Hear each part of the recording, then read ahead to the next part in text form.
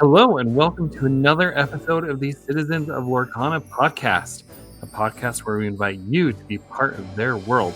Today, we are in the middle of set championships, and we are here to talk all about it. So, without further ado, let's jump into the episode. Hey, everyone, welcome to another week. Last week, we talked about our Vegas DLC experience, and this week, we're talking about set championships. And I have with me today someone who has already obtained an enchanted Mirabelle, and that is one Mr. James Riley. James, show us that Mirabelle. There she is. Look at that. Dang, that's a good looking Look, card. it is. Yes. All right. So I first have to ask, there's been much to do about Mirabelle's art. What does it look like in person? I mean, I see it, over the webcam, but what's it like in person? I think it's really nice. I mean, There's nothing wrong with it. I don't think. I mean, how do you feel about that hand, though? the hand is so small on the card. It's inconsequential. But in all seriousness, you like the foiling? You like the design? Yeah, it's got the same Foiling as the rest of the Shimmering Skies, the kind of like it's got the curves going through it. Not just like, and it's not a wavy like the previous Enchanted. It's got more of a curve to it on the foiling. So it's really nice. I like it. The colors are nice. It's nice and clear. The art's nice. The only problem is I think mine's a little off center, but when they just hand you one, you take what you can get. So were you excited to receive this card, or were you massively disappointed? I was excited to receive it. Yeah, I would be too. I'm aiming for one this weekend. That's my goal. Nice. I'm aiming for a second one. Okay, yeah. Okay, so yeah, before we dive into dissecting set championships, why don't you tell us how many set champs you've got this time around, like how many you're doing total, and how your event went where you won the promo. So I'm only doing 3 this time, which for those longtime listeners, I did 7 in the first set champs, and I think it was either 5 or 6. I know I signed up for 6, but I might not have gone to the final one. So I did 5 or 6. Now I'm doing 3. I was tempted to sign up for a 4th, or sign up for a 4th one and drop one of the other 2, but I did not. I'm sticking with 3. So basically, I'm just doing one each Saturday, and then the final weekend of the month is Seattle, so I will not be doing a set champs. Then I'll be competing in the challenge. So all Lorcana, all weekend, all the time. You really are. You really are. Dang. So yeah, tell us. So you won that Mirabelle. Yes. How did it go? It went actually really well. It was fun. I had a good time. It was at my home store, Kingslayer in Fountain Valley. Started at 10 a.m. on Saturday morning, and my first matchup was against someone that I have played against a couple of times over the preceding year, and he was playing Blurple, the Sapphire Amethyst deck with the Elses and the ramp and the big Elses, and so yeah, he won. It started off not great. They were close games. Thankfully, I didn't just go away. And you guys are doing best of 3, right? Best of 3. So it was 1 and 2. I won the middle game on the play. The only game I was on the play. So if I had won the dice roll, maybe I would have won out. Who knows? And then from there, it was a string of 4 wins in a row. So I went 4-1 on the day, and it was pretty fun. In the next 3 rounds, I played against a Ruby Steel location deck. Wow. Yeah. So there was some spicy rogue spice going on. So I played against that. I went 2-0. I then played against Ruby Amethyst. Went 2-0. In fact, in the second game, my opponent did not even score any lore at all. Jeez. Yeah, they were not drawing well at all. And then I did Ruby Amethyst again in round 4, and again I won 2-0. And then my final match for the Swiss tournaments was against Ruby Sapphire. it was funny because I think it was the fourth round was against one of the brothers, and the final round was against the other brother of two brothers that are play at our locals all the time. Great guys, and we were talking about whether we needed to play or intentional draw to get into the top 8, and we were 7th and 8th after the fourth round, and we're like, there's going to be people right below us who will play it out. And if we draw, they will jump over us. So we could not intentionally draw. We had to play it out in order for one of us to make it. Otherwise, we probably both would have been on the bubble and out. So we played it out. I pulled it out. It was against Ruby Sapphire. So I just had to go as fast as I could. And there was one game where neither of us were doing well at all. We couldn't draw. We couldn't pull any cards to do anything. So we were just sitting there like, barely doing anything for multiple turns, and then I pulled them all out. Won 2-1. So time out real quick. Did you tell us what deck you were playing? I didn't. Okay. I actually played an Amethyst Steel deck that it was a very slightly modified version of the deck that the Forbidden Mountain guys, a few of them, took to DLC Vegas. Okay. Okay.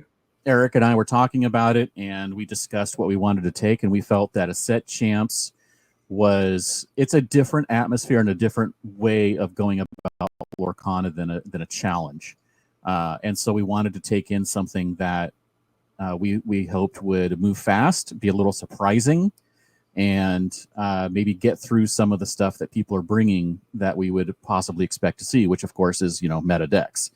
And like it accomplished. Yeah, and it's funny because. So in looking at what Eric, to top it all off, we get into the top 8, and of course, who do I get matched up against in the top 8? But Eric, playing the same exact deck as me, a mirror match, and he played better, and he got better draws, and so was he on the draw? He was. Let me see here. I got to figure out. He was on the play. No, I was on the play. So he beat me on the play twice. Oh, James. Yeah, that's how bad of a draws I was having. That's rough. When you combine bad draws and him just getting playing perfectly, there was just no way for me to win. But hey, I had a Mirabelle, so that was my goal. So it's like, what a big deal. I got to, and the thing is I had a fun day. That was on top of it all. It was just a good day of playing. And yes, I was winning, but I feel like even when I lost in playing that very first game, it was fun. I was having fun. The deck was not a grind. It was not a chore to play like some decks can be. So the deck that you took to Vegas DLC, did you feel like that was a grind? Was that no fun to play, or was it just a different environment? I know you already said they're different, but I think it was a little bit of a different environment, and a little bit of it's just a bit more of a grindy deck, especially in the mirror match, which I had faced, I think, 2 or 3 of those in the 9 rounds. So yeah, it's when you're playing. So the list is aggro-ish. I mean, it's aggro, but it's also got a little bit of teeth to it because it's got steel. Yeah. So it's really fun to play. It's got a lot of ways to earn lore fast, not just by throwing down characters and questing. So the fun thing to do is to just get as close as you can, and then when you're facing some of the more powerful decks like Ruby Sapphire, is to just earn lore without having to play characters down or playing them down and bouncing them or whatever it may be. Yeah, goat, gathering knowledge, stuff like that, locations, whatever it may be. There's ways to get lore quickly. Boss is on a roll. Okay. Yeah. Okay. That. Eric played. He played Emerald Steel, a mid-range version of Amethyst Steel, a different Blurple deck. 2 different people brought Blurple, and then a Steel Song deck. And then he was able to intentionally draw the final round because he was higher. Because he went. He was 3-1 with a higher rating, so he was like in 5th or something like that. So he was able to do that. And then he played me and won. And then in the top 4, he played against an Emerald Amber deck, and that was the eventual winner of the event. and the person playing that Emerald Amber is not discard. It was Clara's list from Vegas, the one that finished 10th place, which is all characters. It's an all character aggro deck, and he dominated with that deck. I mean, everyone was like, "That's crazy." I think he went 4-0, and then drew the final, and then just went straight through, and including the final match, he was against Emerald Steel, against a good player, and it was close, but he won out 2-1. So fun games, short games. I never went to time, of course, which was one of my main goals, was not to be, not for it to feel like a grind, and to just run the 55 minutes, of time, 50 minutes, whatever it was, not to go to time or get close to time every single match, which makes it for a very long day. Yeah, for sure. Okay. So before we move on, I want to ask one final question about your experience here. So there has also been a lot of chatter about people not being as excited this go round for set championships. Now that you've experienced it, you've lived it, you've gone through a Saturday, you've got two more coming up. Would you agree with this sentiment, or is this just another case of people blowing things out of proportion? I think it's both, actually. I think go on. I think the excitement level is definitely less, but I think that everyone who wants to win because they're Lorcana players and they love playing Lorcana, that didn't change. That level of wanting to play Lorcana has not gone away for a lot of us who want to play Lorcana. I think the parts that have gone away for the excitement is someone coming to win a $300 card or a $150 card or whatever it may be. That level of excitement, the competitive grinder kind of competitive part of it, that excitement level has dropped. But we still had a full house. There were still, all 32 people who got tickets were there and were playing. And there were even people who showed up. One person who had earlier in the week had said that they may not go because they hurt their back. And they're like, they woke up that morning and they're like, I'm still a little bit in pain, but you know what? I want to play some Lorcana today. And the only Lorcana I can play is at the set champ. So I'm going to the set champ, even though I'm a little bit in pain. So, it was that kind of thing. It's like that level is still there of people wanting to play Lorcana. So that did not go away. So the other part of it, yeah. I was just going to say, you're in Southern California, which is like a card game mecca. So for people listening to this and watching this, what has your experience with set championships been? Let us know in the comments. All right, carry on, James. Yeah, because we have so many different ones. Like I said, I'm going to 3 different ones, one every weekend, and I could go to more if I wanted to. Looking around, in fact, Eric wrote an article this week about it, about the excitement level and all of that. And yeah, I can go to any set champ. If I wanted to, I could sign up right now for multiple ones on the Sundays that I didn't sign up for, because most of them have room, because the level of participation is down. I just don't think the excitement level for people that are playing has gone down. Everyone still wants. It's still an enchanted promo. It may not be worth $100 or $200, but it's still an enchanted promo that goes into my collection and completes my collection, which I think is really key for a lot of us. So, and is it blowing out of proportion? Maybe some of it is, but I don't know. I think that the excitement levels are definitely lower. I think it's definitely a thing that happened where people are just not showing up as much because the pricing got doubled. The demand is less. I think that's part of it. But also, I mean, the first set championship was kind of lightning in a bottle. I mean, the promo was good. The art was amazing. It was a playable card, but it was also before the first DLC. It was people's first experience at higher level Lorcana competitive play. Whereas now it's like we've had the DLCs. This is our third set championship. And the pricing support has been doubled, and it's not as highly sought after of a card. And the thing is that it may be just as sought after by the number of people who want one, but now there's twice as many available. So the demand will obviously look like less because more people are able to get it. If this ends up being a $50 card, that's great, because, that's more than what you would pay to attend most of these events. I mean, most events are in the $15 to $35 range. So why wouldn't you pay the $15 to $35 and have a fun day playing, and also getting some. If your store is a fun and good store that's like, hey, you know what? I'm going to provide some packs as well to the winners and to everyone else. Then it's a good day. So it's worth playing for. I just want to win one. Right? Yeah, it's fun. After not winning any, and it feels so bad now that, it feels good getting this in the top 8. What feels bad is that I top 8'd twice in the Ursula set champs and didn't get a thing. So, it's like, why couldn't they have made that decision back then? So that's the problem.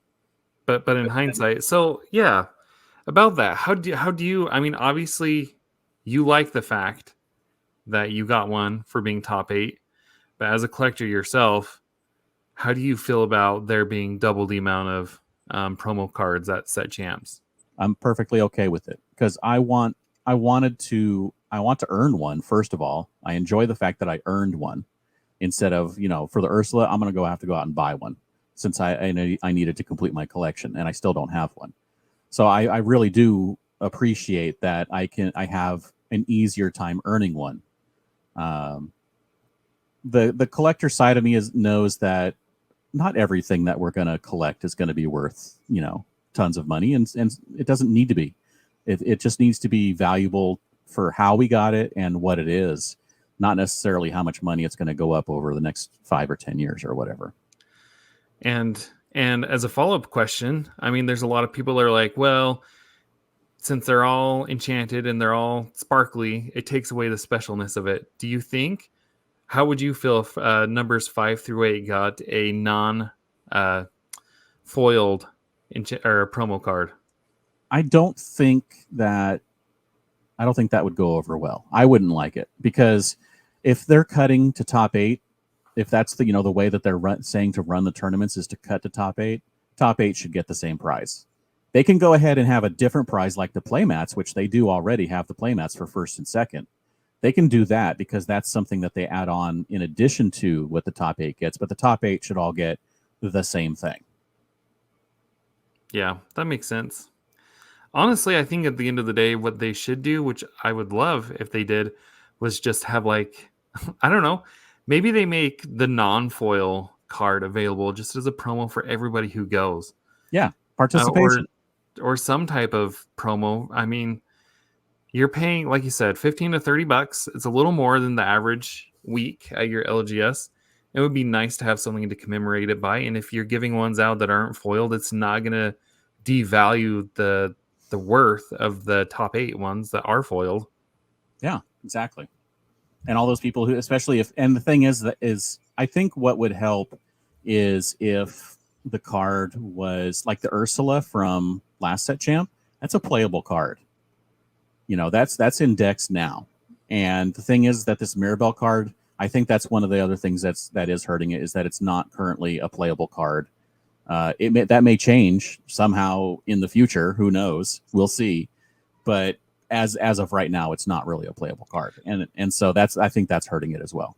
I would love to be a fly on the wall in these meetings where they decide which cards are going to be the promo cards for set championships and what the thought process is that goes into that. Yeah, and we talked about it while we were sitting there waiting for the set champ to start on Saturday. And a lot of people are like, I'm not super enthused about the card itself, but I still want to win it. Everyone was still wanted to win it, and everyone's like, it's Encanto. It's like, we all understood that Encanto is very, very popular, but it's also way more popular with the pre what is it, the tweens and under age. It is definitely a lower age bracket popularity than the majority of people playing Lorcana right now. Which may change, and maybe this will be a very important card for people to look for going forward in the future. But as of right now, it's just a good card to win at a set champ. Yeah, I think Mirabelle is one of these cards that's going to get better with time. I mean, as the aggro strategy, I mean, I don't know, that's the most feasible way that I see playing this card. But I think it's one of those cards that will get better with time. Or someone figures out how to make it work with the queen that reads the lore on it. Then banish it, and hey, look, I can toss this card for 5 free lore. It's like, great, but the queen has to stick around for a turn. That's 25% of your lore right there. Right? Jeez, Just do it twice. that's pretty wild. Yep. All right. So we're going to keep on talking about set champs. First, let's talk about the meta, which I know everyone's store is different, and it's based on what we've been seeing online and the stores that I've gone to and what I've been seeing. So let's talk a little bit about it. As I mentioned, I played against Ruby Amethyst, Ruby Sapphire, Amethyst Sapphire, Ruby Steel. I'm playing Amethyst Steel. I saw Amethyst Emerald, Emerald Steel, all the main decks, Steel Song, everything was represented. I think the thing that is shifting a bit at set champs is the predominance of aggro. In our top 8, there was 1 hyper aggro and 3 aggro decks out of the top 8. That's half of the decks were aggro decks. And I think that that's something that maybe people are leaning to for these set champs. Again, for the same reason I did, which is I wanted a deck that didn't feel like a grind, that I could play fast games, that would just like let me win as fast as I could if I could win, and like go talk to my friends for the next 20 minutes after we were done playing that round, right? Which is what we did. It was great. Just being able to hang out and chat for the 15 or 20 minutes while all those people playing Ruby Sapphire mirror matches had to grind out the final, few seconds of their game or go to turns or whatever it was. So that was I think, and looking around the room, that no one deck was like massively over than any other. I mean, every deck had 2, 3, 4 of the 32 playing it. So it was really nice. There was a broom deck there. There was a different version of Ruby Steel location deck that like one of them was more pirate based and the other was more dwarf based. So I mean, it was just really nice seeing just such a wide meta, and I think that's what's happening, at a lot of different places. How did the location decks do? I don't think they did great. I mean, they didn't make it into the top 8. But how many people were at your set championship? 32. 32. Okay. Yeah. Good number. But it sounds like, for the most part, it sounds like a lot of the same decks that we ran into in Vegas. Yeah, but I think in much more decks and in more even quantities. So instead of like 3 decks being double everything else, everything was pretty much even across the board. There was like basically on an average of about 3 of every deck. Yeah, because I remember Mark Wooden, Raijinku, saying that out of his 9 matches in Vegas, 6 of them were against Ruby Sapphire and 3 were against Steel Song. Like, it was just brutal. I'm grateful that I did not have that gauntlet to that run would be through. Rough. No thanks. Oh man. Yeah, that would not be good. So comparing the two though, like Vegas versus a set championship, how do you feel like people were being as competitive? Was it a little more laid back? I mean, what was the overall feel like there? I mean, the meta was a little more dilute, it sounds like, but what was the competition like? Well, the competition was still pretty fierce. And the thing is, at our store, there's a lot of good players, and there's a lot of people who bring meta decks to League every week, and are trying out and getting ready for Vegas or whatever it may be. So we have the group of people who bring, their brooms and whatnot, and their location decks and their Christmas decks. Oh yeah, there was a Christmas deck, I think, possibly too. But at least half of the people there, at least half, if not almost all of them there, were competitive. They were there to win. They were not there just to come and have a good time and who cares where they finish. There was one Amethyst Steel mid-range deck that the guy has been working on since last set. He's been playing the same deck, been working on it and honing it, and he's a very good player. How do you do? He did not make top cut. Yeah, it's one of I think it was one of the guys that Eric beat, and he was out like after 3 rounds. Jeez. And the thing is that that's how competitive it is at our store. I mean, we don't we don't go easy at this store. That's why I can't dedicate myself to a specific deck type, because that poor guy, like my heart breaks just hearing you say that. He's been practicing this deck since set He'll 4. probably take first at Lake Forest this coming week, the other Kingslayer location. There you go. Those guys are scrubs. Just teasing. So in Vegas, the breakout deck was Emerald Steel. Does that deck still hold up now that people know about it and are prepared for it? I mean, I know you said that in the finals there was an Emerald Steel deck. Was it the Zan list or was it something a little different? It was Zan's list with close to Zan's list, but it was his own brew with some spice in it. And it's a good list, and obviously it did well because he was in second place. I don't think that list is going away. I don't think that Emerald Steel is going to just like fall by the wayside. Like it showed up in force and then it's going to drop in force. I don't think so. I think it's here to stay until someone figures out how to just completely dominate that deck, which no one has. So, I mean, in Vegas, Emerald Steel was only 6% of all the decks.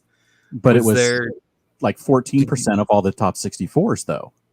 Right. No. So what I'm asking is, at your set championship, did you find out, or did you feel like there was more than 6% of the decks that were Emerald Steel?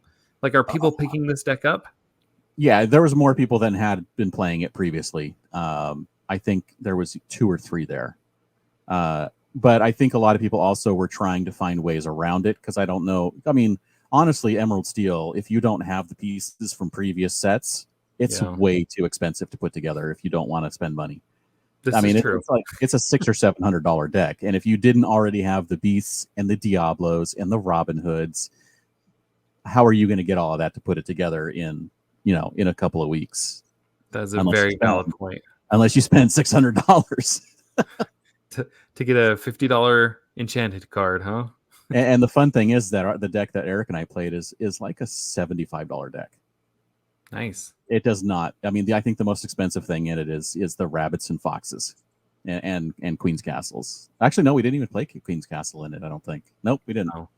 So yeah, rabbits and foxes are the most expensive thing in that deck. It's crazy. That is crazy. That's crazy. So, do you think? I mean, I think you answered this question already. Do you think there's a viable anti-meta deck, or should you just plan on running one of these? I was gonna say main decks, but it sounds like there's good representation of a lot of decks in the hopes of getting like what's your strategy? The strategy now is play a deck Again, it keeps coming back to that. Now, granted, I picked up this deck a week before the set champ, but I had played. Obviously, I've been playing Amethyst in one form or another for 9 months now. So the Amethyst part of it is, ingrained into my head now. and Steel, I played Steel Song, so the Steel part of it I already knew. It's just putting them together, and I hadn't really played with Amethyst Steel much before. And when I have, especially the old aggro versions, like with Arthur and the previous ones from a few sets ago, that never really clicked with me. But this one did. I don't know why this one was different, but it really clicked with me, and I understood it, and I could play it. And so I think that really helps. I mean, people say it all the time, and I know that we've talked about it multiple times, but every time it happens, knowing your deck, and I think also play a deck that you are enjoying playing. Even if you don't, like this one I didn't know as well as other decks, but I enjoyed playing it, and it made the games funner, and I think that really helps you play better. So I think if you're playing, let's say you're playing Ruby Amethyst, and you just are you don't enjoy the grind part of it, how the games sometimes, especially the mirror matches and against Ruby Sapphire, can go on and on and on. If that's no fun to you, find another deck that is fun. Make it a good deck, of course, because you want to have a good deck. But I think the fun part of it is definitely something that is often overlooked, because this is a game, and playing games is supposed to be fun. Yeah, but when there's stakes on the line, then some of that fun aspect is dropped, and the competitive aspect is Right. more That's pronounced. why you need to play a deck that you're enjoying playing, because when all of that fun aspect of it, where you are, you're playing a game and it's fun. Now you're playing a game and it's serious. Enjoying playing it can still be there. But winning is the most fun. It is fun. I will agree with that. But playing, honestly, I had so much fun. It was nice playing, of course, with people I know. But playing a game where you're having fun and the deck is enjoyable to play is after the stress of Vegas. It was a breath of fresh air. Were you stressed, James? I was so stressed. I was having fun. Honestly, in the moment I was having fun, but overall it was a very stressful day. It's fair. So kind of on a tangent here. I had played the Pokemon TCG app. I forget what it's called. TCG Live, I think. And they have the little sayings above your avatar when you go into matches, and it says, playing games is all about having fun, but winning is the most fun. That's what I think of. Yeah. Okay, so coming back here, I feel like you're probably going to say the location deck, but what's the most creative deck? Or maybe you're talking about the broom deck. I don't know. What's the most creative deck you've either played against or you've seen online that people have played in set championships? So I think that Clara's list, the Emerald Amber one that won the set champ, I think that's a list that people really need to keep an eye on, and don't be surprised by it if you see it. It can just win. Everyone was talking about it on Saturday. Like, that thing just steamrolled everybody. Not gonna lie, you've sold me. I'm gonna go look it up, and that's probably what I'm gonna take on Saturday. The only change that was made, that the guy made to the list, was I think that there was one Simba bodyguard in there, and he dropped that and added one more blue, because there was also only one blue. So 2 blues instead of 1 and 1. That was the only change he made. Okay. So I think that was probably the most interesting deck, and even though we saw it in Vegas. So at the set champs itself, yes, it was the location deck that, honestly, those were close games. I did win them both, but they were close. One move different, and like, I lose both games. They were that close. So I think that those were the spicy ones. And tell me about this broom deck. How did the broom deck do? You know what? I'd have to look up what his standings were, but he was, I think, middle of the pack, possibly. The broom deck, like I said, we've talked about it. The broom deck is still missing something. It needs a little bit more. Needs a little flounder. Yeah, it does need a little flounder, a little bit of magic in it. If you build it as a broom deck and you're just trying to get all brooms all the time to work, there's something missing. If you put some other stuff into it, then maybe. But the other deck I played that I thought, even though it's a deck that is known, is the Blurple deck. And the person I was playing had teched in, and his spice was, he was playing both the 7-drop Ana that exerts everything, and the 7-drop Genie that keeps everything exerted. When I was on Blurple, yeah, I played those 2 cards, and when they work, it's so satisfying. Yeah. And he had the only other, I know a lot of people run Cogsworth to try and get the Genie exerted immediately by just rushing him into something.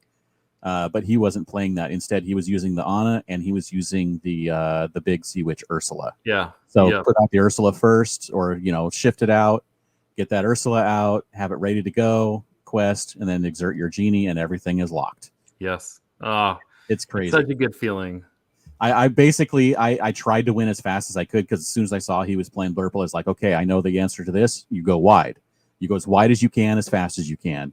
And unfortunately, I just didn't have the right card draw. And I'm telling you, I knew it when the set came out, and it took a while for it to happen. But that 5-drop Elsa, the 5th Spirit, that is a dangerous card. That is a good card. I do remember you saying that, and I remember saying, Madam M Elephant, look out. Right? And the Elephant does some work too, but you got to put it in the right deck. That does not work in the normal Ruby Amethyst or whatever decks. I think it needs its own little thing. like the damage moving decks. Maybe, yeah, that, and maybe if you play like Croquet Mallet, so you could give it rush as soon as it's played. Maybe that would Something, make a right? difference. Yeah, you got to make it a little bit more useful. Oh, and then the other thing this guy dropped. I mean, he had all kinds of big spice in it. He also was playing the Madam Mim Dragon, Okay. which kind of a game because he dropped that down, picked up 2 cards because he had Wow. characters out, picked up the 2, put down the dragon, quested for 4. Next turn, he won. He won basically in like 2 turns after he dropped the dragon down. Wow. It How was fun. no fun. No, that sounds like a lot of fun. It was. I Well, had a good time. not playing. fun for you. But it was my first round, and I lost, and I won the next 4, so it didn't matter. Yeah. That put you in the losers bracket, and that set you on the path. The path to greatness. So we already talked about Vegas, but do you think that what you saw in set championships and what we're seeing online, do you think that's a good indicator for what to expect in Seattle? Or do you think Seattle's going to have a Emerald Steel deck, like deck that comes out of nowhere? Is there anything that can come out of nowhere at this point? Location deck. Yeah. Locations, I don't know. Sugar Rush speeders, right? Racers. Maybe someone will figure that out because no one has yet. I mean, the thing is that I think that at this point, if something comes out that shocks everybody, it's going to be a rogue deck. It's not going to be a meta-defining deck. I mean, look at what happened in Atlanta with Poultry's deck, the Amber Amethyst. No one plays that. That deck doesn't exist. He played it there as a meta call, won Atlanta, and then it's not being played anymore anywhere else since. So I think we may see something like that. Someone may, like you said, for a location deck, a Sugar Rush deck, someone may come up with something that just like weaves in and out of the meta perfectly to get up into the top 64. But I think we're just going to see we're going to see Emerald Steel join the other 3 that were the top 3 decks in Vegas as the top 4 decks in Seattle. You're probably right. I personally am waiting. We're in the Azurite Seas, so I'm expecting lots of Flounder cards. And I have to wait to make my Flounder deck.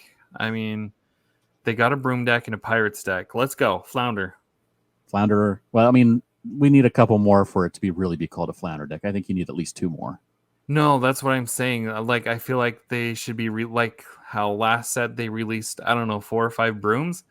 I feel like we should be getting 4 or 5 Flounders. If only. Makes sense. I think you're going to have to wait at least a couple of years before we hit 4 or 5 Flounders. So, I know you said you're approaching this competitively, but when it comes to set champs, are you in it for the fun of, like, you're obviously in it to win the Mirabelle. You are having fun, but I guess my ultimate question is this like a test run for Seattle, or is this just like, I can play a fun deck? I remember, I can't remember if it was Zach or who we had on here that was talking about that. They said, yeah, my locals, I'll take just random decks to play, even at set championships. Is that how you are? Or are you? Is this full on prep mode for Seattle? It's all of those. I'm definitely going to be taking a different deck to the next 2 as either testing or just finding like if I want to play a deck for Seattle. Yeah, I think I do have. I mean, we've kind of narrowed it down to where we're probably playing a specific deck for Seattle. But I also wanted to have fun, which is why I took this for the first one, and I wanted to win a Mirabelle. And now that I have one, I can now relax and do that testing and figuring things out. The other thing I wanted to do is I heard Dan and Dick Burns talking about it on the Forbidden Mountain this last week about how Dan would take a different deck to every competitive event for months on end for one of the previous TCGs he played. And it allowed him to learn every deck and be good with every deck so that if he did make a change, he could still pilot the deck competently, but also so he knew what all the decks were doing. And so part of the thing, what I like doing with playing a different deck in right after Vegas, I brought the Ruby Steel deck that was the top 64. I brought that to League to play to see how it played. And then I brought, a different version of Emerald Amethyst that was in the top 64 also the next week to Lake Forest to play there. So I was bringing all these different decks, and I played this different deck at the set champs because I just want to get more experience at the different aspects of the game and to get more of a feel as I go for which ones I want to play and which ones feel good. And if I think that they feel good enough to actually compete at the higher level. Yeah, that makes sense. It's kind of like a testing ground. Yeah. All right, man. Well, is there anything else we should talk about as far as set championships? I don't know. I don't think so. So you're going to win this weekend? I am. Yep. All right. How many people? Wish me luck. I think they capped it at 16, so I just have to be in the top 8. You only have to beat half the people there. That's not bad. We do have a pretty competitive crowd that goes. So, right. Well, just 2-0. All you got to do is like 2-0, 2 of them, right? Yeah, because we are doing the 2-game format. Yeah, so. You're doing probably 4 Swiss rounds. Yep, 4 Swiss rounds and then top cuts. Just got to 2-0, 2 of them, and then you can do 1-1. You'll be golden. I could go 2-0, 2-0, and then ID my way in, huh? Right. All right. Well, but I'm being serious. I think I'm gonna take a look at this Clara list you're talking about. And it was our second choice. Me, Eric, and I were talking about it. We wanted to bring aggro, so we looked at it and we like, okay, the Forbidden Mountain list and the Clara list from Vegas, and we just decided to go with the Amethyst one because we just felt that it was I don't know why we picked it. I think it's just because we both had a little bit more experience with it, with Amethyst. Yeah. So we went with it. And yeah, I mean, 3 of the top 8 were those decks. So hey, it must have been a good choice. Yeah. Okay. So let's move on to some listener questions here. This first one comes from our Discord from Martin Karp. Thank you always for your questions, Martin. He says, and there's some back and forth in our Discord so I could fully understand what he was talking about here. But he said, do you think floodgates / stacks cards that limit or prohibit certain game interactions are healthy for the game? My Lorcana example would be Pete Games Referee. And then he gave an example of a card from Yu-Gi-Oh! That would be along these lines. So, well, I guess for our listeners who may not be familiar with these terms, so in the Discord I said, for example, if I had, say, a location that said all opposing players must pay 1 extra to play their characters, is that considered a floodgate, or is it more like opposing players cannot shift this next turn? Do they tend to be temporary like Pete, or can they be more permanent? And he said it varies from game to game. In Yu-Gi-Oh, they tend to be like items, like in Lorcana, in items. In Yu-Gi-Oh, they're called enchantments. So they stick around until they're destroyed. But in Lorcana, he thinks they'll be more temporary like Pete. So what do you think, James? Are cards like Pete Games Referee healthy for the game or not? Absolutely. I think the temporary ones are very healthy for the game because they can allow for different play lines in the middle of games instead of completely altering the game permanently throughout the rest of the game. It allows for different interactions turn to turn. Yeah. Somewhere in the foggy recesses of my mind when I was a kid playing the Star Wars Decipher CCG, and I could be completely wrong, but I feel like there were cards in there that were like this, where it was like, you had a purple objective card, and on this card, if you flipped it over, it would say something like, opposing characters cost 1 extra force to deploy. And it was just like a permanent condition on the field. That could be annoying. Like if it's permanent like that. If it's maybe like 1 turn, like your next turn, opponent's characters cost 1 extra to play. Even then, something like that might be too harsh, but to some degree, like Pete, I see no problem with Pete. I feel like Pete adds a very needed level of depth and skill to gameplay. To play Pete at the right time could change the course of a game. So I feel like cards like Pete are fine. Yeah, I agree. All right. So now we're moving over to Twitter. and I tried pulling this up so I could share our screen, but I couldn't find it on my Twitter app on my Mac. So I'm just going to read from my phone here. Okay, and this is a very good question. This kind of ties into what we were talking about. This comes from Lorcana. What do you think about having a DLC the same month as set championships? Would you rather they took that month off? This is a very good question, James. And you are living this. You have 3 set championships, and then you're going to Seattle. So what do you think? Oh, I think that it kind of just has to be that way. It would be nice if they said that all set champs had to be on weekends other than the one that the DLC is on. And I think functionally that's probably what's mostly going to happen, especially in the Seattle area. Maybe like as you move further east, people that it's not very feasible that the majority of their player base is going to go. But I think in the areas that are affected, probably California, Oregon, Washington, Idaho, there probably aren't going to be a whole lot of set championships that weekend. No one told anyone a bunch of stores in SoCal, though. There's still a bunch of them running that weekend. All right. I am wrong. Okay. But SoCal has so many stores. I mean, they kind of have to. Yeah. No. I feel like maybe what they could do is, and they're still playing around with this. I think it's fine. I think it's fine to have both in the same month. But I think maybe what they do is kind of do a hybrid approach of what they did before, where before is like 2 weeks for your deal or for your set championships. Now it's like 4 weekends. Maybe they do 3 weekends and have the DLC at the end of the month, something like that. So that if there are players who want to attend both, they can attend both. Yeah, because if you're in an area where you only have one store and you also want to go to the DLC, what if that one store schedules it on the DLC weekend? Yeah, exactly. What do you do? Because you and I are blessed to live in places that have plenty of stores with plenty of set championships. Yeah. But just even talking online to people, like there was one person who said, here in New Jersey, the scene's drying up. Where he's at, there's only 5 players.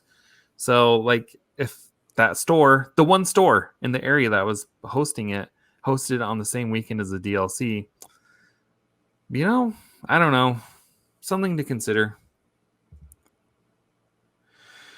Okay, here's another one.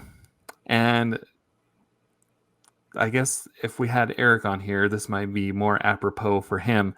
But our poor friend here, Bill Ginny, was a victim to this. What are your thoughts on intentional draws locking players out of a chance to top 8? Speaking as a victim of it last weekend at Set Champs. So, James, what are your thoughts on IDs? I guess it depends on what side of it I'm on, really. But yeah, that's what I was going to say. The thing is that as of right now, it's in the rules that you can. So, rule-wise, it's fine. It's the way it is. It's what people are going to do. There was a very interesting discussion on Podcana after Vegas and Birmingham about how there was a lot of things going on at the top tables for discussions about gentlemen's agreements and rolling the dice and third games, even though it's only a 2-game format and all this kind of stuff. All of that, no, none of that should be happening because people do get locked out when you make these gentlemen's agreements. If it's done in a manner that is not within the rules, like 100%, it's bad. It never is good. So it's just the way the games were. It's just the way the games worked. And I think one of the only games that actually has a method to try and help combat it right now that I've heard of, since I'm only been in TCGs for a little over a year now, is Flesh and Blood, where ties count as losses. Wow. Yep, that would discourage somebody from IDing. Right. I gotta agree with you. I've actually been on both sides as well. So I was locked out at a set championship for Stitch of top 8 because of an intentional draw. And then at one of my locals, not for set championship, just for local. Well, what were we playing for? Anyway, I think it was just a regular league day. We ID'd, and because both of us were so far ahead, that we would take 1-2 guaranteed. But if we played it out, then one of us would probably fall to third place. So in order in order to get the most prizing, we decided to ID it. And I don't know, like you said, in the rules, it's there ethically, morally. Maybe I don't know. It's if Eh, it's rules, I think it's fine. Yeah, and it's a judgment call. Like as for like someone, if you look at the way some people play, it's like Zach Bivens tends to play out a lot. It looks like because he's always near the top when he's playing. So he usually has he's like 6-1-2 or something like that, where he might have had some draws. Who know? I don't know if they're intentional or not, but he tends to play for the ranking because in the top 64, where you place going into the top 64 means whether or not you get to go first. Yeah. And so that would be a reason to not intentionally draw at a certain level, Right. to get that advantage. So that's again, it's a decision that you have to make in, like, are you going to make the person, it's a personal decision of, I'm never going to intentionally draw. It doesn't matter if I get dropped out because I lose. It's just the way I'm going to play the game. I think that's a decision everyone has to make for themselves. Yeah. Okay, next question. This is from Ohana Lorcana. I love saying that. You have been granted the power to change one thing about Lorcana. What would you change? Mine is having stitched edges on the playmats. My mind did not go to accessories first thing, but yes, that would be awesome. Not saying that that's my thing, but I agree. What would your thing be, James? Oh, you got to give me a sec to think about this. Okay, I guess I have to have a second to think about this too. Yeah, right. Because there's I have fun playing the game. What would I say is something? Oh, I'll go back to something I said earlier. In these set championships, having just even a participation reward for people that come in and play. Heck, even at DLCs, you do get the Dragonfire promo if you play through round 3. So they do have something like that. But I feel like if they had some sort of participation prize, even if it's the non-foil version of the promo card, that would be huge. Yep, that's my thing. And I'm going to go with something that we talked about probably at least a month or two ago, and that is a second level of chase card between the cold foils that are 1 per pack and the enchanteds that are essentially 1 per case. Yes. Something in between. I want another level of chase cards. Not that I want more to collect. Not that I want more to collect. I just want something that feels slightly more obtainable, but still collectible. Yeah. All right. Next question comes from Zero the Hero. Should set champs be played best of 2 or best of 3? Okay, so this I think would be a question for someone like Knive because it's a math question. The more rounds you have, the more the 2-game format is mathematically okay. 2-round format is less. It gives you less data when you're only playing like 4 Swiss rounds. So the fact that you're getting less data for who is the better player is probably the reason why you should be doing 3-game rounds in the smaller set champs. Oh, this is tough for me. My gut says do what the DLC does because I think the set championships kind of serve as a bridge between casual play, social play, and the DLCs, the competitive play. And if the competitive play is doing 2-game format, and like Ryan said, I think in our interview with him, like that's something that's still open. Like it's not set in stone that it's going to be best of 2 forever. Right. So if next season they change it to best of 3, then change set champs to best of 3. But that's just my opinion. But you have thoughts, James. It's interesting because again, on the Forbidden Mountain, they were talking about the paper that got. So for those who don't know, when Ravensburger sends out the set champ kits, they send out this box that has the playmats, the promos, and there's a piece of paper, two-sided piece of paper that says, here's the rules for running your set champs. Here's how you give out the prizing, and here's like what you can and can't do. And what they actually said on this set champs is you must run your with this number of players, this number of Swiss rounds to cut to top 8, and it is best of 3 format. In the Ursula set champs, it was you can run the format the way you wish, best of 2 or best of 3. So they actually changed it to limit to only best of 3. So top cuts are best of 3, or the whole thing is best of 3? The whole thing is supposed to be best of 3 according to the sheet that was sent out. There you go. So I think that this may be Ravensburger's way of saying, let's continue using the set champs for data on best of 3, and we're going to continue collecting data on on 2 game format at the DLCs for the rest of the season. All right. So this is from Braden. What is your favorite deck to play against? Oh, wow. My favorite deck to play against.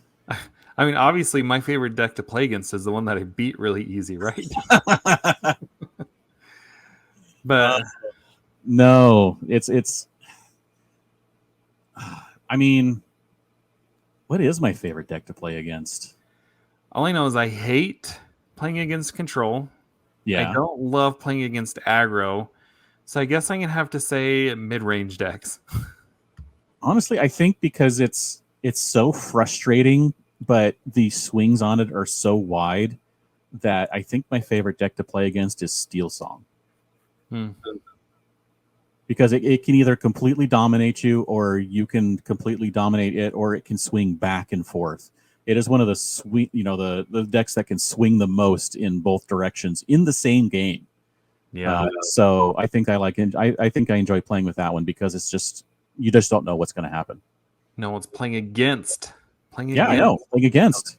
I enjoy the swings because sometimes I'm losing horribly and then I win. The other ones that I enjoy playing against, and maybe this is my Sapphire heart speaking here, I love playing against decks that ramp. Like, I hate it when they ramp and they get all their big stuff out, but seeing somebody go from 0 ink to like 12 ink by turn 5, it is a thing of beauty. Turn 5? I know. Okay, I'm exaggerating, James. Exaggerating. Turn 5? It's turn 6. Come on. All right, so our last question, which is a series of questions, comes from Joe Andres. Joe also asked about the 2-game versus 3-game format, so we'll skip that. Thoughts on stores that don't let non-regulars sign up, or do workarounds like changing or charging more to non-regulars? This is another consistent argument and discussion topic. I think with the way that they're run now, where there's plenty of options, at least in my area, that the ones who lock people out, it's like, whatever, do your thing. I'll go play somewhere else if you don't want me to come play there. If you don't want my money, if they fill up, fine with their league members.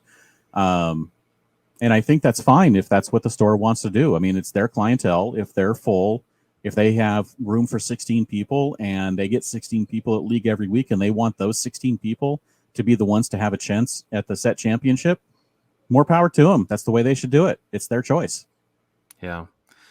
We have 12 people that come to our weeklies where I play, and so we expanded to 16. So there you go. You got four guys coming in to try and take it all from you. But we have, like, it's very limited space. I think I told you it's in a boba shop. Yes. So the 12 players that normally come take up almost all the space already, and to add in another table, it makes it a little awkward. But that's a matter of space limitation there. Right. But as far as the point of this question here, I don't know how I feel about that. On the one hand, I can understand where these stores are coming from, wanting to reward their players that come out every week. On the other hand, I feel like it's probably against the spirit of what set championships are supposed to be, which is a celebration of the set where the best come out to compete.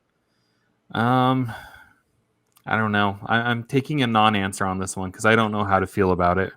I the places I haven't really heard of it happening too much, but places charging more for non-league people. That Yeah, I've heard I of mean, that too. I haven't seen it, but I've heard of it.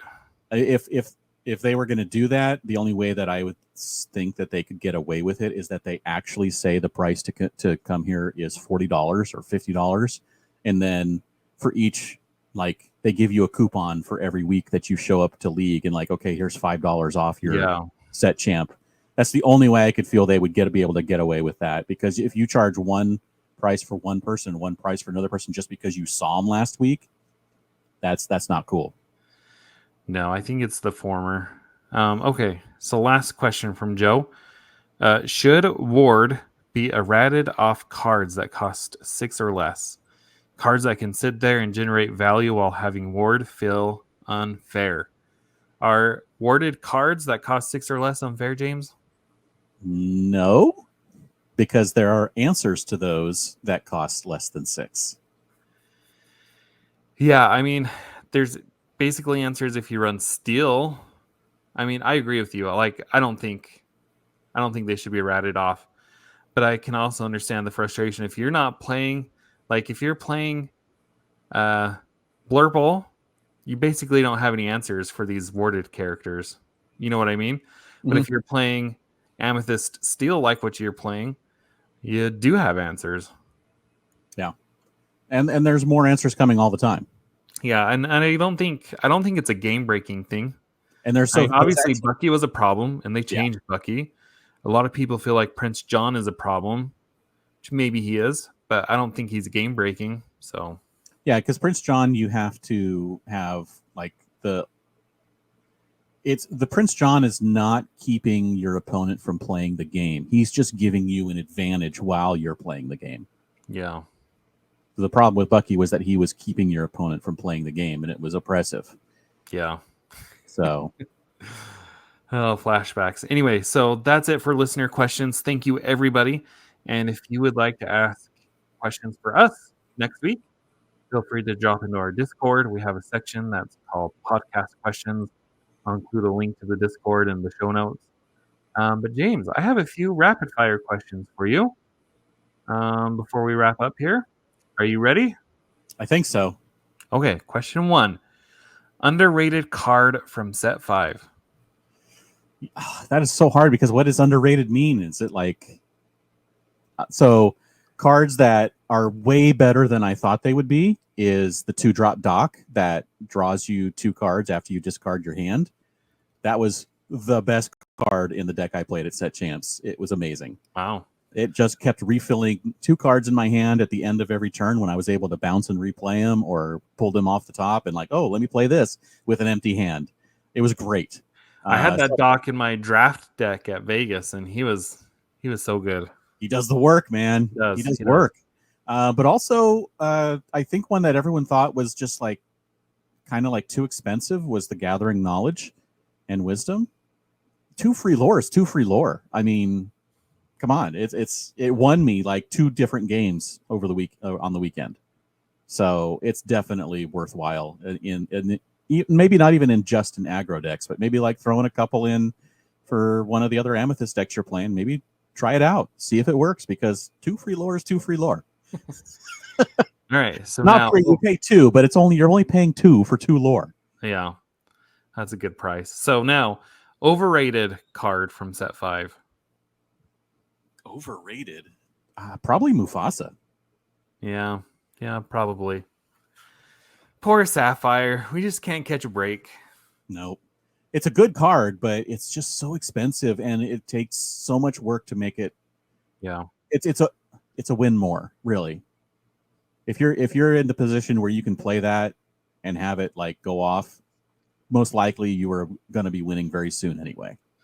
and I think another one, people were really excited for that Robin Hood on Ruby.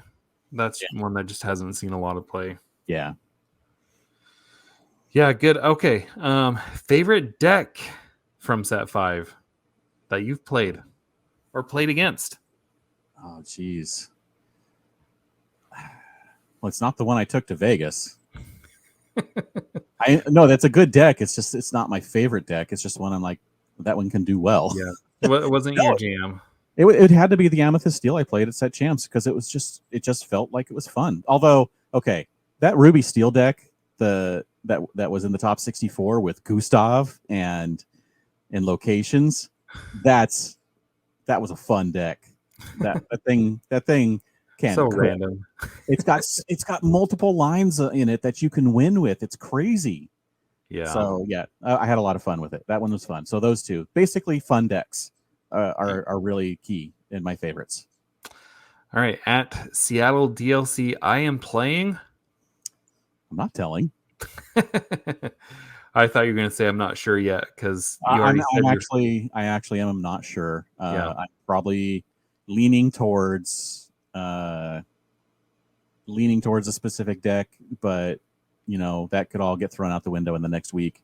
And I'll just run a hyper aggro or something. Who knows?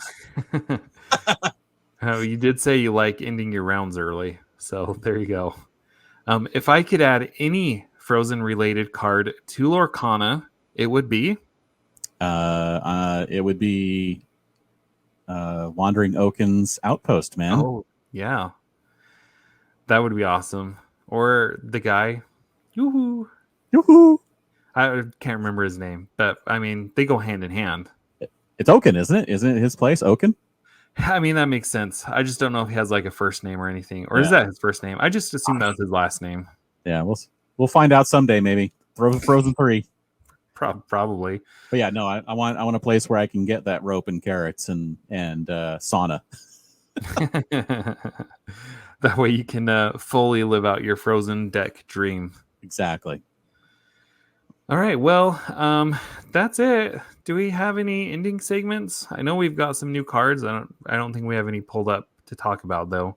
We don't have any pulled up. I did want to talk about the one that just revealed today, though. Yeah, because that thing is amazing. I mean, you were talking about talking about Madam Mim Dragon bouncing characters back to your hand and that being helpful. This card is that, but more. Oh, no! I want to talk about the other one that was revealed today. Oh, okay. That one, there was two today. Are you talking about the submarine? Yeah, you're talking about Jasmine. Yeah, the Jasmine, the 6 cost shiftable, but it's only shiftable on at 5. It's like a 5/5 with 2 lore, but the ability when you play this shifted, all exerted characters go back to their player's hands, and it's like it's a really cool ability, but it's like really expensive and only when shifting. It's like I don't know if it's like super usable. It's an awesome ability, but I don't know if it's on a good enough body to use. I'm a terrible prognosticator on the usefulness of cards, but I think this is a card that's going to see play. I really do. I think having played Emerald Amethyst all set 5, this is a card that I could see slotting into this deck. I mean, we need to add a baby Jasmine in somewhere. But we did get a baby Jasmine just a week ago or so. Right. With 2 different abilities on it. That's a 3-drop. Yeah, that's true. So it's just a matter of finding the right one. So you play that one on turn 3, play Goat or Rabbit on turn 4, this Jasmine turn 5, boom, you're off to the races. And if you want to, you exert your Goat or Rabbit so you can bring it back to your hand and get without having to spend a Mim to get it back. Yeah, exactly. I think the only potential drawback is if you play a baby Jasmine, you're kind of telegraphing what's coming. So people can play around that. Morph gets more powerful every set. This is true. Yeah. So the one I want to talk about is the submarine, which is a 2-cost location? Ramp. Yes. 1 cost to move with 8 willpower. 8 willpower as a 2-drop location. This is the Sapphire version of the library. I'm convinced of it. It's basically if you have a character here, once at the beginning of your turn, you can put the top card of your deck into your Inkwell Exerted, right? Yeah. It's just like free ramp. Yep. It's like, come on, this is crazy. Sapphire didn't need this much more ramp? No, you're not wrong. You are not wrong, and that's why I love this deck. having 8 willpower on turn 2 means that it's going to be around for a while. Yeah, you probably won't be able to use it until turn 3. Turn 3, move somebody there. Turn 4, I guess, is the first time you can use it. I don't know. Yeah, turn 4 would be the first use, no matter what, depending on how you want to play it. Unless But you ramp. True. But then you can't play this. Yeah. Unless you play a singer. Maybe Sapphire Amber with singers will finally get some play, and you can play some songs like One Jump Ahead on turn 2 and this. Heck yeah. No, I think that this is like the Great Stone Dragon. It's a little, people basically consider it to be slow. But I got it. Okay. Tipo turn 2. Turn 3, you play this, move Tipo there, and sing One Jump Ahead. And then on turn 4, you can ramp. Yes. And because on turn 1, you probably played a popsicle, right? Yeah. Oh, yeah. Of course. So now you bring out the Hiram, you draw, you refill your hand. And from then on, as long as you keep a character, because imagine putting Hiram there. Hiram isn't going to go away that easy with that 6 willpower unless they. Hiram's going away. It's Hiram that's not going away. Hiram's not going away. So Hiram isn't going to go away unless they brawl him, of course. But you move him there. You bring out the vault. That's true. You bring out the vault door. Oh my gosh, who plays the vault? Yes, well, someone might now to give characters and locations +1 resist. Make them a lot easier to take out, or a lot harder to take out. Sorry, and then it already has 8. Now you got to get 9. Yep, or even more, multiple turns. Come on, we'll do all that kind of stuff. Oh, also, I wanted to mention we are on a recent episode of Multiplayer Madness. Yes, please. If you haven't seen it, go check it out. It was a lot of fun. It was so much fun. Maybe I'll include a link to that in the show notes. Yeah. Hobbies and Happiness, Multiplayer Madness. Go check it out. We were on last week's episode. I think it was like episode 13 or something. Keep an eye for when I cheat. And then also keep an eye for when Jared is a big fat liar. To be fair, in that moment, I really thought that I had drawn that specific card that you were saying. Don't you have this card in your hand? I had totally spaced it. But yeah, rewatching, I was like, yeah, it was in there. Yeah. Yep. I thought this thing is like when you're playing games, if you don't remember, especially with 3 other opponents, if you don't play, if you don't like no notes, right? So you have to remember everything. Yeah. Anyway, but yes, go check it out. It was a lot of fun. Yep. Shout out to Dan and Jim. Awesome guys. So anything else we need to talk about before we sign off here? I don't think so. All right. Yeah, good luck, everybody, in your set champs. And you too, Jared. Oh, thank you. So if you liked what you heard, you can subscribe to us here on YouTube. You can follow us on the podcasting platform of your choice. You can find me on Twitter at the Citizens of Lorcana. And James, where can they find you? You can find me everywhere online at Dan Regal. I think that's about it. All the blog stuff for the San Diego Comic-Con is over for the year until next year. So hold off on that. But thank you all for listening, and we'll see you next time.